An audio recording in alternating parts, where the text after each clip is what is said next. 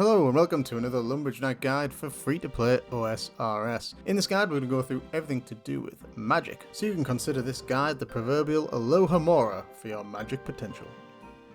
As usual with many of my guides, I'm going to start with questing. Unlike in some of my previous skill guides, magic actually has a couple of quests to offer up front. So the first quest you're going to want to do is the Witch's Potion quest. This nets you 325 XP, and as usual a link will be appearing in the top corner of the screen there to show you a guide for that quest. Next up, and this is also particularly key for Iron Men, is the Imp Catcher quest. This nets you 875 magic XP, as well as the Amulet of Accuracy, which will be key if you can't use the Grand Exchange to start with. Once again, you should be seeing a link to a guide for that quest popping up on the screen now. Finally, you then have the optional 300 XP offered by the X Marks the Spot quest. Again, it's not a lot of XP, so it's up to you where you use this, but I probably wouldn't use this for magic. Next up, we've got starter stats. Generally speaking, this is probably only applicable to Iron Men. If you have access to the GE, you do not need any starter stats. You can buy everything you need from the GE in terms of starter equipment, so you can probably skip to the next section. However, if you are playing an Iron Man, you're going to need 24 crafting in order to craft yourself an Amulet of Magic.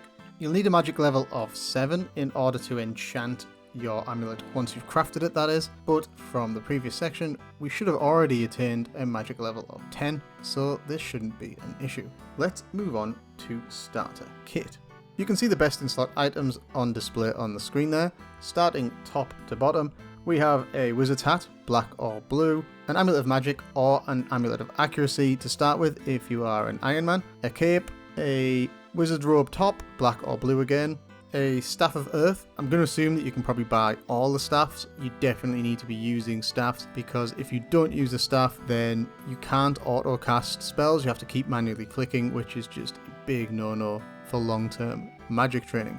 Technically speaking, Briarfitter's staff is the best free-to-play staff in the game now. That's a recent update that they've made this item free-to-play. However, this requires a 1 in 118 drop from a boss that requires mossy keys to access, so will take quite a long time, so I'm going to go with stuff that's readily available. Briarfitter's Essence is currently around 8 million coins. If you have the money and you want to splash out, then feel free, but remember that you'll need 30 attack and 30 magic in order to wield it, and it doesn't offer the rune benefits for training that the normal staffs do.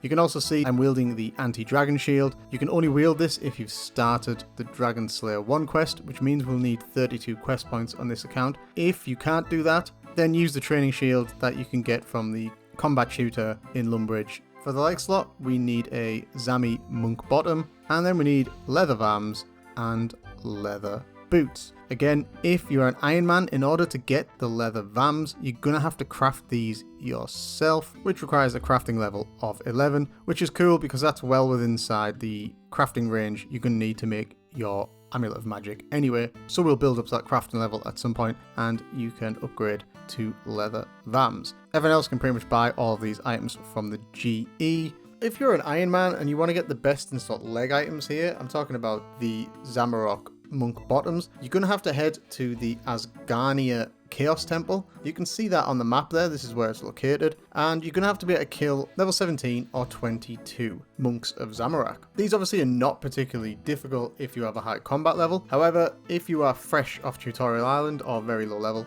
you may struggle. So if you can't do that, you're going to have to wait till magic level 33, in which case I'll show you a super easy, safe method of getting this item. Otherwise, they have a 1 in 20 drop chance, so head here before you get started and grab yourself some Zamorak Monk Bottoms. The last thing you're going to need in order to train magic is runes. I recommend a full suite of staffs or staves, and initially we're just going to get our free runes from the Magic Tutor, who's next to the Combat Tutor. You can see the arrow on the screen there pointing. She will give us 30 Mind Runes and 30 Air Runes in order to get the ball rolling. You're going to need to buy some runes. Don't worry though, because for each section I'm going to give you an approximation of about how many runes you're going to need. And on the subject of runes, magic's quite expensive to train because you're going to need quite a lot of runes, especially if you're going all the way to 99. It's going to cost you a hell of a lot of coin, and rune crafting in free-to-play is mega tedious, so I would not recommend rune crafting your own runes. I recommend simply buying your runes. So Iron Men, you're gonna get ripped off by having to buy your runes from the various magic shops throughout Gelinor. Non-iron, you can obviously buy from the GE, and this will be my recommended method. You can minimize obviously the rune spend by making sure that you use the right staffs, and don't worry, again, I'm going to give you advice on that as well. Just before we start getting into the details of the actual enemies and the training, it's probably worthwhile looking at some actual combat mechanics. So firstly, I have borrowed this handy table which I've spliced up from OSRS Wiki, which is a great resource. It's in all my videos and they are awesome, the team over there. This handy table basically shows you it's all based around the spell that you use in terms of your max hit. Your magic accuracy is extremely complicated. In essence, it's based on your magic level, your magic bonus versus the monster's magic level and their magic defense. Now, I don't want to get any deeper than that. I'll flash the calculations up on the screen. Again, this is from OSRS Wiki. It's really overcomplicated. What I'm going to do for each section is come up with a rough percentage accuracy based off your level and who we're fighting. This combined with the raw experience from casting each individual spell is how I'm going to approximate how many runes you are going to need. Building off of this, every spell has the same level of accuracy. It's purely based off your magic level, not the spell you are using. Equally, magic experience is divvied out as the spell's base experience plus 2 magic experience per point of damage. And when you attack in the regular fashion, that is the non-shield icon, the offensive casting, you also get 1.33 hit points experience. Equally, you can do defensive casting, which then splits your experience between defense, magic, and HP. I do not recommend that you use defensive casting, as there's much faster ways to train your defense, melee probably being the fastest.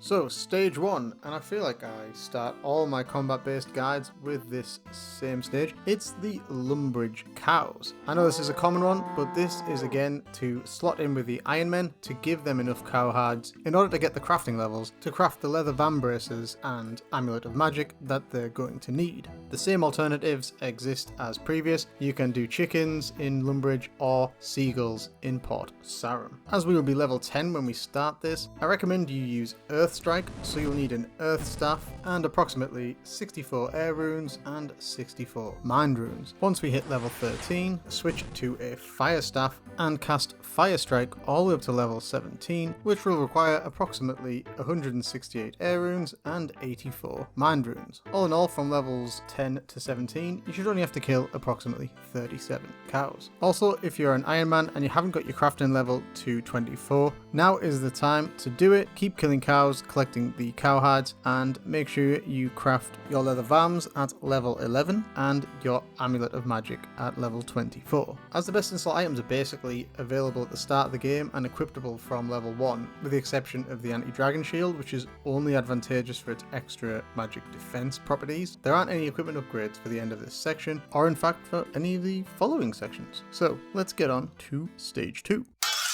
Please like the video and support my content. Thank you, noble knight.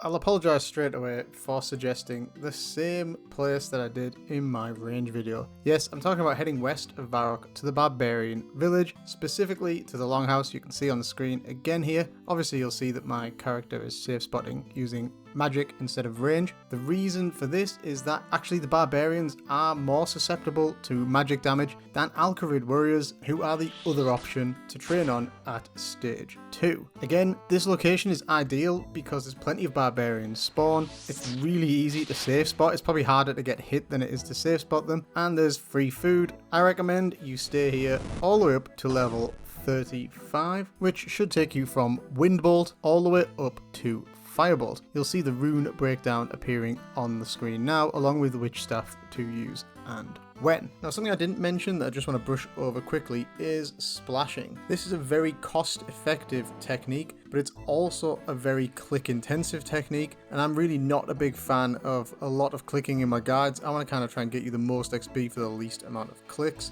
even if that sometimes probably sacrifices some coin. But I am going to mention it here. So splashing is essentially where you increase your magic bonus to -65 or lower, and this then means that when you cast Curse, you physically cannot hit the target. Basically, you get 29 experience per click. If you set up, as you can see on the screen there, my guy's set up for splashing. You need the Earth Staff, Body Runes, and Water Runes, and you simply get yourself somewhere where you can kind of safe spot behind a fence and just click and cast until your heart is content. For those who wish to follow this method, I recommend at level 19 you start splashing Curse, and you should probably do this all the way up to level 50 probably, which takes you to the Moss Giants in my guide. That's section 4. So if you're going to splash all the way from 19 to 50, jump to section 4. Now, as a side note, I did mention that at level 33 there would be an easy way to get the best in slot bottoms, and we've now reached that time. So if you have not got the best in slot bottoms, when you hit level 33 you will unlock the telekinetic grab spell, which is key to this technique. You then need to head to Varrock Palace, and underneath the stairs there is a lone monk of Zamorak. You need to kill him and then telekinetic grab the Zamorak monk bottoms when they drop. This will be very time consuming if you stay on the same world, but what you can do is world hop, so do it on one world. If you don't get the drop, jump to another free-to-play world, kill him again, and rinse and repeat until you get the desired drop. You can also now telekinetic grab gold ore, gold, and the gold necklaces underneath the Varrock West Bank. Not only is this a useful source of gold and an additional training method, it can also be used to make money because the gold ore's value on the Grand Exchange is generally higher than the cost of the runes to cast telekinetic grab. Therefore, you can use world hopping to telegrab gold ore before selling it on the Grand Exchange for a profit. Nice.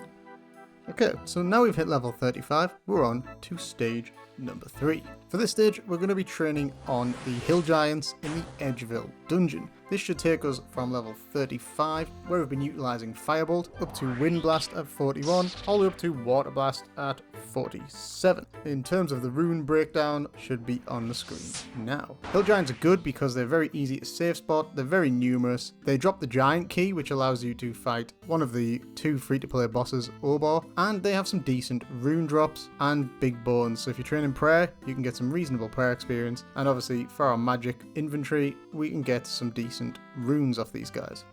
From one type of giant to another, we're now going to be training on Moss Giants. This is going to take us from level 50 all the way up to level 60. So the majority of the combat, we're going to be using Water Blast up to Earth Blast up to Fire Blast. The rune breakdown should be appearing on the screen now, as well as the number of Moss Giants you will need to kill. Moss Giants can essentially be thought of as better versions of the Hill Giants. They have more health, making them a bit more AFK, while they have the same magic defense, and they're just as easy to save spot and have superior drops. And you can also get the Mossy Key, which allows you to fight Bryophyta, the other free-to-play boss. During the course of this section, you're going to hit 55 magic. This offers up arguably the most useful spell in free-to-play, particularly for Iron Man, and I am of course talking about high-level alchemy. Low-level alchemy is okay, and you learn that at level 21, but the amount of coins you receive per alch is pretty low, not as good as what you get on the GE, which is obviously not really ideal, and certain shops in the game will actually outsell the low alch value or equal it,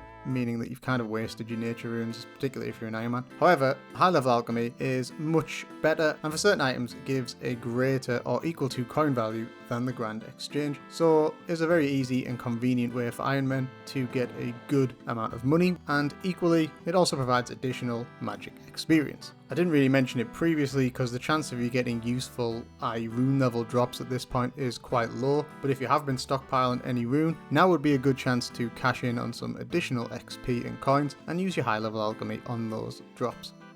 So now we hit section 5, and I'm going to throw a little bit of a curveball here. We're going to go to the Stronghold of Security, and we're going to train on Anku from levels 60 to 70. Why are we going to do this? We're going to do this purely because the max hit for the spell Crumble Undead, which you unlocked at level 39, is 15, which is only one less than Fire Blast. However, instead of using expensive death runes, you use the much cheaper Chaos runes. So although this means we're going to be sacrificing the maximum possible amount of XP, it does mean that we gain 41% more XP per coin, so it is a more cost-effective method. If cost is no option and you're going for maximum XP, then you can use Fire Blast. There is also the downside of this technique is that you will have to have the Skull Scepter unlocked in order to auto cast, and if you can't auto cast, I really wouldn't do this. So you might want to get the Skull Scepter before you attempt this step, or just skip to the next one.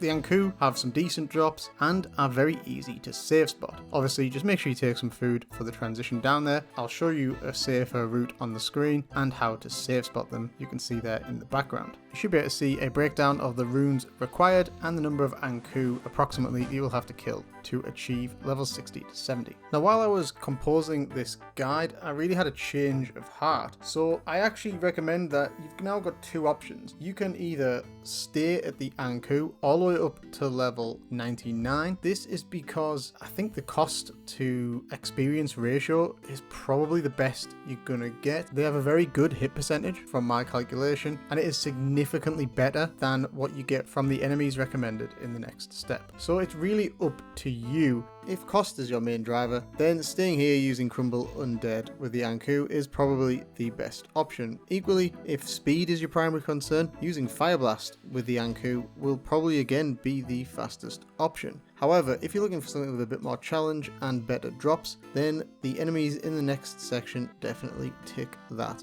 box. Also, if you don't have the imbued Skull Scepter, a guide to which will be popping up on the screen if it's ready, you may not be able to do this step, so you'll have to move on to the next section anyway.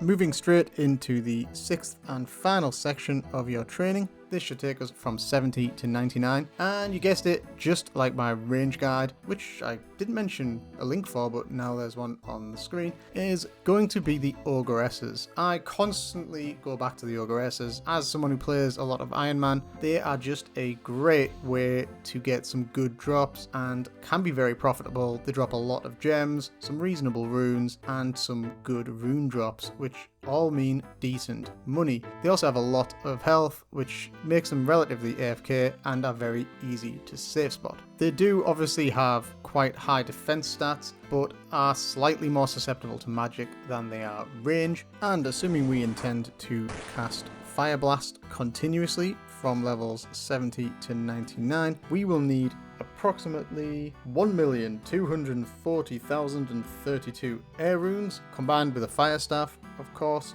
and 310,008 death runes, price of which approximately will be on the screen now as well, and this will kill around 12,917 ogresses. So that is a lot of big dead ogre ladies.